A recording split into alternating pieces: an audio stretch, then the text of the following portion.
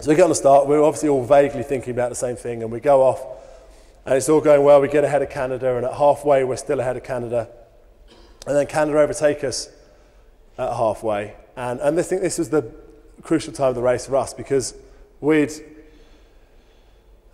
hadn't had the best preparation, and that's the time we're a long way ahead of third place at that point, and you could have almost said, well, silver's okay, when you're knackered and you're not thinking as clearly. But none of us did, and we hung on to Canada.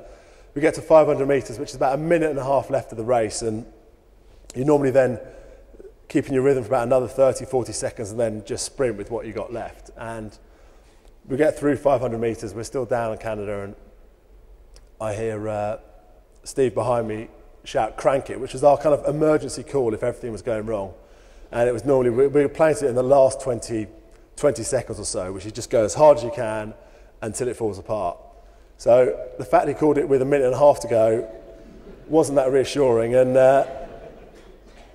I'm sure there was doubt in my mind, I'm sure it's the same in the other guys, that if we went then, there's no guarantee we were going to get to the finish line, that we might overtake them and then the wheels would fall off our wagon. And that's kind of what happened. But for me, the highlight of my racing career was that nobody really thought about the consequences and just all went when Steve called it. And we came through Canada, got ahead of them. Part of me remembers thinking, brilliant, they'll crack. Unfortunately, they didn't. And they came storming back at us. And this is that highly technical yellow board with a black line in is the finish line. And obviously Canadians in the near picture, we're on this side. And they actually looked like they're ahead there, which always slightly worried me. But we crossed the line, and I remember looking for my opposite man, and I have to turn around and look behind me, so they've drifted ahead of us. And I remember thinking, we've lost, and then trying to think how not to be in a bad mood for a decade. And then I heard a Canadian voice shout who won, or an English voice shout who won, and then I thought, brilliant, they don't know, it must have been close. And part of me thought that if you had a race like this when you're younger, there's obviously not every place you race has a photo finish, so if you celebrated, they generally gave it to you because they thought, oh, they must have won. So part of me thought, if we start punching the air, they won't bother looking at the photo.